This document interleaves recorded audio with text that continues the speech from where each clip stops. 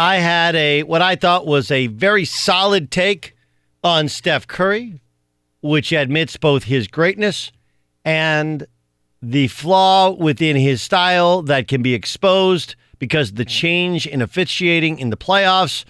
And when an NBA star like Kyle Kuzma picks it up, he either did not listen to the take and only read the headline, very possible, or simply had a completely different takeaway than ever actually listened, than my intent of the take. The take was this. Look, I admit that like many people, I underestimated what Steph Curry would be in the NBA. I thought my ending analysis the day of the draft when he was drafted was he would have a Jeff Hornacek-like career.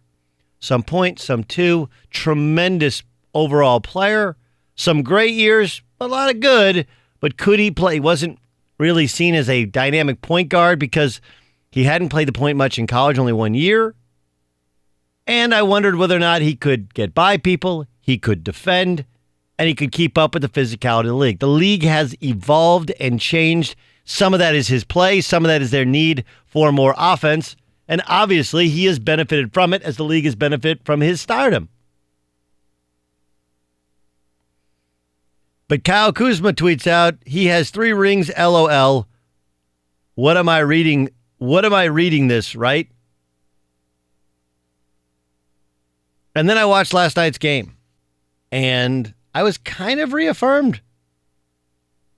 Steph wasn't terrible, but he wasn't 45-point takeover. No one on the court could guard him, Steph.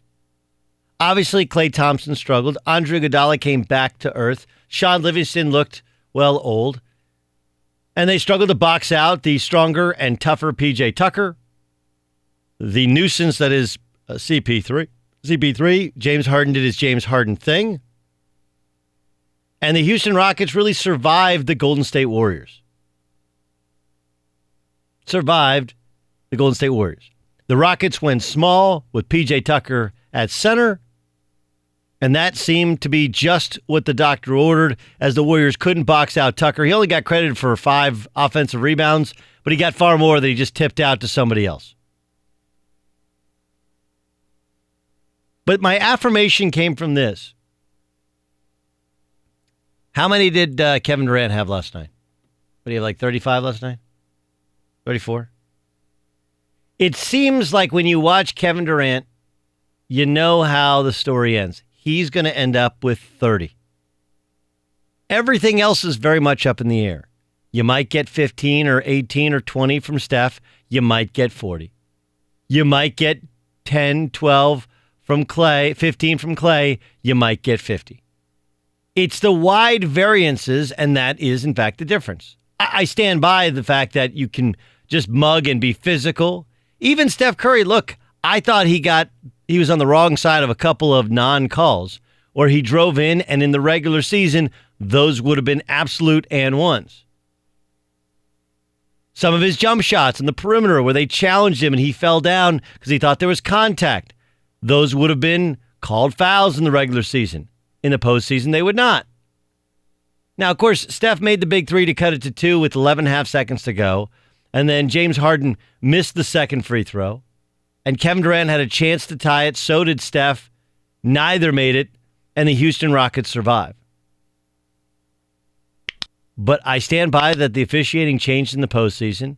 And that though the gross stats for Steph are the same, the individual game-by-game variances, the game 1 and 2 against the Clippers, Kevin Durant had 21 and 23. That's the fewest he scored this entire postseason. Whereas you look at Steph Curry, and all of a sudden 17, 18, 12, 21, those are all in the postseason, and those are all the fewest he scored this season as well. He's had these wild swings. Now, the law of averages mean he's probably going to have a 40-point game. And you would think Klay Thompson would as well. And it's hard to read Klay Thompson whether or not he's pouting because he's mad at himself, he's mad at the officials, or he's mad at not getting the ball. This, by the way, is one of the things that Klay Thompson was famous for before he became an NBA star, which is kind of a bad body language guy at times. Kevin Durant's regular season, 25.8 points per game. His postseason is 30.2 points per game. Steph, since Durant joined the Warriors, is 26 points per game, 26 points per game in the postseason. He was superhuman when everything revolved around him at times, and he's a little bit less superhuman when the ball goes through Kevin Durant. But it's allowed them to win the last two championships, which I don't think they would have won without him. And the Houston Rockets continue to force Kevin Durant to take and make big contested shots. And for the most part, he's come through. And Klay, and to a lesser extent, Steph, has not nearly as much. Look, I don't think it's simply that there's some flaw in Steph Curry. I think it's his body type. You can beat him up. I think it's the officiating. I think it's game planning and making somebody else beat you. I think it's the pace of the game in transition. He's better, and there's more openings than when it's in the half court. I think all of these things combined, and then the fact that they are playing more through Kevin Durant because he's shown the ability to lead the way. He is running a little bit of a fever. That is, in fact, good basketball. Whoever's got it going, that's who you go to. And Kevin Durant's had it going. So, context does matter, right? Somebody reads a text, somebody reads a tweet. What is the context to all of it? To Kyle Kuzma? It's not some indictment of Steph Curry, the player. It's just the reality of every year we seem to be getting here and people asking, what's the matter with Steph Curry? And the answer is nothing. He's the nature of when you shoot from the distance he shoots and how he plays and the toughness of the defense and the frailness at times, although stronger than he's ever been in his body. And he's going to have these swings.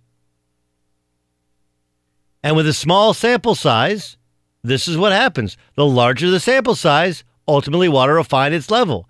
And they'll be able to pick apart weaker opponents.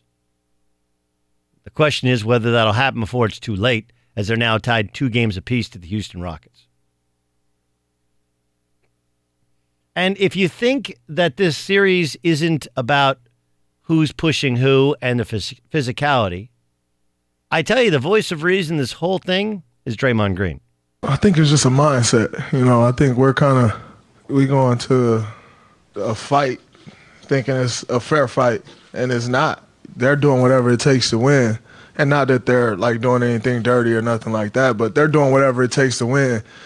And we're just kind of rolling in, like, oh, yeah, we'll box, and they slamming us. So we got to just change our mindset. And I think if we change our mindset, then we'll be just fine. But we haven't these last 2 games. And the first 2 games, I think it was the complete opposite. I think we were taking it to them, and they weren't really responding as far as the physicality went. And so that's the difference in this series. That's why it's 2-2. I know we'll change that, and it starts with me. I couldn't agree more. And by the way, the best part of what Draymond Green said was, it starts with me. Right? That really what missed the mark in the Kyrie Irving, I took 22 shots, should have taken 30. Because I actually think if you listen to the entirety, and we'll play it for you, of what Kyrie said, there wasn't anything he said that was wrong. But all he could have avoided any sort of pitfall in a post-game comment and just said, we got to be better, it starts with me. Which is what Draymond Green did. Right. Draymond Green is not as talented an offensive player as Kyrie Irving, but probably the reason that he's won more championships and he's seen a little bit more as a winning player is just a comment like that, even if it doesn't have to be a reality. Like, Draymond was plenty physical. It wasn't a wanton thing. Kevin Durant, for all his skill, he's got to box out P.J. Tucker better. They have to rebound collectively as a team, not allow tip-outs, things they got in games 1 and game 2. But they didn't. Klay Thompson can't be as affected by missing shots and by guys underneath him.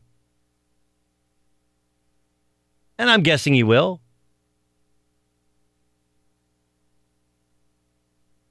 But this whole discussion about guys, I think there are guys that choke under pressure? Yeah. Right now, I haven't seen any of that from the Warriors. I don't think it's a choking thing. I think this is the nature of shooters. Shooters are weird. They can go off, and there's no reason that the Houston Rockets should have missed 27 consecutive threes last year in Game 7. No reason that should have happened. But that's how shooters work. That's one of the things that happens with shooting threes, with shooting jump shots. It's one of those analytics be damned thing. You know, you can't explain why Kevin Durant, when he gets to 17 and 19 feet on the right side of the hoop, why he makes that shot more than 17 to 18 feet from any other part other than that's his spot. And with analytics, it's, hey, you got to take threes. You got to take, okay. The thing about missing jump shots, especially for great three-point shooters, is it does become contagious. There shouldn't be hot streaks. There shouldn't be cold streaks. There's just the percentage of times you make each individual shot, and it should not carry over. But we all know it does. Steph Curry will score 35 and 15. And then he'll average, 26 a game, which he does in the regular season, which he does in the postseason. Durant will just score 30 a night in the playoffs and 26 a night in the regular season. You know, it's a consistency versus variety sort of thing. You know, stocks can be like this. The volatility of shooters is on display with the Golden State Warriors. And that's, by the way, why this all works. You got one guy that's consistent, kind of bucket getter, and just finds a way cumulatively to end up with somewhere in the 26 to 32 with 8 and 5. And then you got two other guys that can give you 40 or might give you 15.